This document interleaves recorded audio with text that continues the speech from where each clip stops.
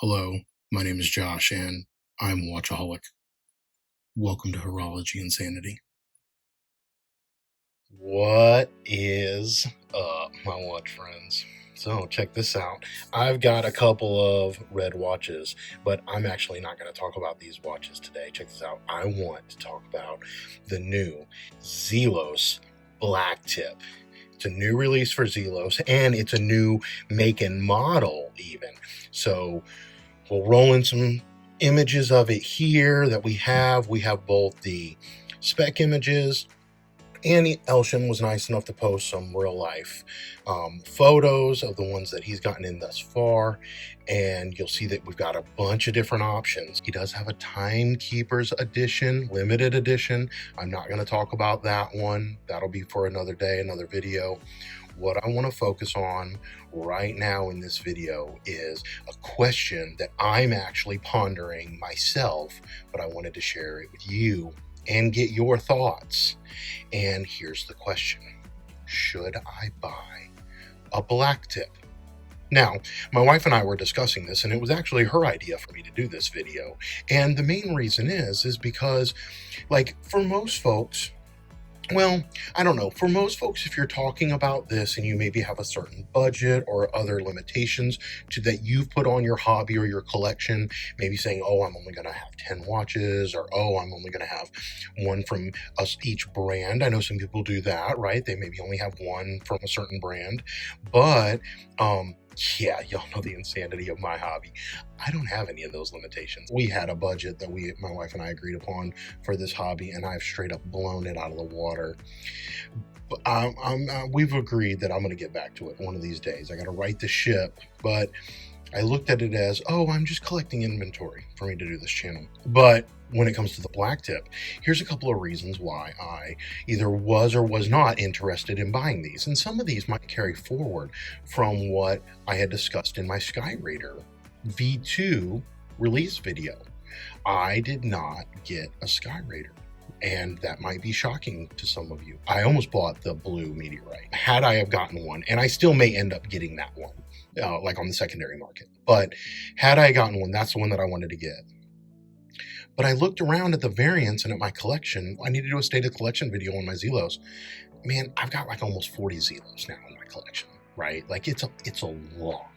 And I have a bunch of the dial variants. I have several of the teal. I have several of the meteorite, and I have different shades and colors of the meteorite. I've got pretty much every model that Zelos makes except for the Abyss, right? And so when it comes to these types of things, these are the reasons why I'm sitting here pondering and deciding, oh, well, should I buy a Zelos Blacktip? Now, here's what I'm looking at. The release for this is on Monday. Now, I'm filming this. It's like Friday afternoon. I'm going to try to air it immediately when my wife prioritizes it through the editing process. But Monday, I think it's the 14th. Go to the Zelos website. There is a page published for the Blacktip. So click on collections and then go to the Blacktip, which is probably at the very top of the list. Usually Elshin takes whatever is the newest release and he puts it there at the top for you to make it easier and convenient. And you'll see a giant countdown timer. And so that'll help you know where it is in your location. Keep in mind, I'm in Eastern time. And so for me, it's going to be like Monday, maybe late morning, afternoon. So with that, all the information's on the website, and go ahead and look at the specs and whatnot. You can check it out. Prices for this are pretty reasonable, I think, for what they are. I think for a lot of folks, this is going to be comparable to the Mako series. So it does have the Miyota 9000 movement, which is the same one that he's been putting in the V3, V3.5, and these bronze newer Makos. It allowed him to make it a little bit thinner than the previous ones that use the Salida SW200 movements. You see he's still got the crystal in that. Now again, this is the bronze burgundy Mako, and this is 40 mil case with the 4 o'clock crown. And so this is the only thing in my collection that, in my opinion, competes with the Blacktip that I want. And now here, drum roll please, I'm looking at the crimson red. And the reason is, that's not surprising, I have this Orient and I absolutely love it. And I have loved this watch ever since I saw Shane's video over at Relative Time. So I will try to link to it down in the description.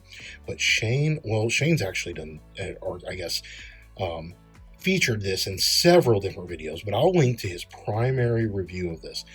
And the depth of that red dial is what drew me in, and I loved it. Now, before I could find one of these, it actually took me a little while to find one of these. I was looking, see, it's upside down. It's kind of like a G-Shock in that way. It's very symmetrical. I just went on the hunt for a beautiful red dial. And one of the watch groups I'm in on Facebook, a guy had recommended this Perry Ellis. Now, I know some of y'all watch fans are going to be like, Perry Ellis is a fashion brand and you can't have that and it's a quartz, and I don't know. You can say a whole lot of things. I don't really care. I like this watch. And in fact, when I was pulling these out and discussing whether or not I'd buy a Blacktip with my wife earlier this morning, she had said this was her favorite of them all. And it is a beautiful, beautiful watch. And so, yeah, for what it's worth, it's a quartz, it's a Perry Ellis, it's a fashion brand. Yeah, I don't know. None of that matters to me. And so these are the ones that are direct comparisons to the Crimson Red Blacktip, at least in my collection. Now, of course, chime up in the comment section. Let me know, do you have another red dial diver similar to these? And do you like it? What do you think of it compared to these and compared to the Blacktip? Because the specs on the Blacktip are pretty impressive. Now, this Perry Ellis right here is a 42 millimeter. So for some, I've got the 8-inch wrist. Oh, here we can do a wrist check. I'm wearing the Formex. Now, this is the larger one. This is not the new 39 millimeter one. But again, for my 8-inch wrist, this is a new favorite. It just came in. I can't take it off. I love everything about it. I've got it on the black leather with their amazing class system with the micro adjust, the on-the-fly micro adjust. But no, this thing is amazing. And in fact, it's kind of interesting. My buddy who sold this to me has a slightly smaller wrist, a 6.5, and it wore too big for him. But for me, it's perfect.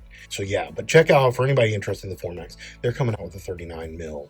And so 39 mil essence. So check that out. It'll wear a little bit smaller than this one. If you've got a larger wrist like I do, then check out the OG. I don't know what this size is, 42, 43 mil maybe. But anyway, this Perry Ellis, back to the Blacktip in that comparison. This Perry Ellis, it wears a little bit bigger. This Orient is like 40 and a half, almost 41. So it wears very similar to what I think the Blacktip is. And I am probably going to buy the Blacktip and replace this Orient with that Blacktip. So let me know, am I crazy? Is this Orient a better watch than the Blacktip? Sizing and dimension wise, I think it's going to wear similar. I think the overall case design of this is really nice and it wears very well, but I do have to admit, I like the bezel. Here, let's do a side by side with this and the Blacktip. I like the bezel on the Blacktip more than I do this bezel. I don't understand these cutouts right here at the 5 and 15. But it drives my OCD nuts. And so I actually want to get an aftermarket bezel replacement for this so that I don't have those little notches right there driving me crazy. But, so the Blacktip, it looks like the dial is very similar. I do prefer the black date wheel on the Blacktip. So at the 6 o'clock, you notice it's at a 6 o'clock date compared to the 3 o'clock day date function here on the Orient. But I kind of wish this day date wheel on the Orient was black. And if I were keeping this, y'all know how I do it. I end up saying I'm going to sell something that I never do. But in addition to doing the aftermarket bezel, I might swap out the day date wheel for black. I think that might integrate a little bit better to the watch. So, yeah, I like that. But I think that in a lot of cases, I've got this one. I don't think, because this is burgundy and it really has a very beautiful purple hue to it in real life. I don't think this is really a direct comparison. When I put these next to each other, they're in the same color wheel, but they're not a direct comparison. And I don't think they're a direct comparison to the Blacktip. So there's that. I can easily keep this and the crimson red in my collection, which will probably replace this Orient. And that's my thought process. So I don't know, a couple of questions for y'all. What do y'all think of my logic?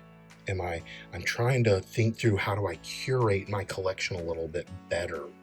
And I also need to pare it down. I've got way too many watches.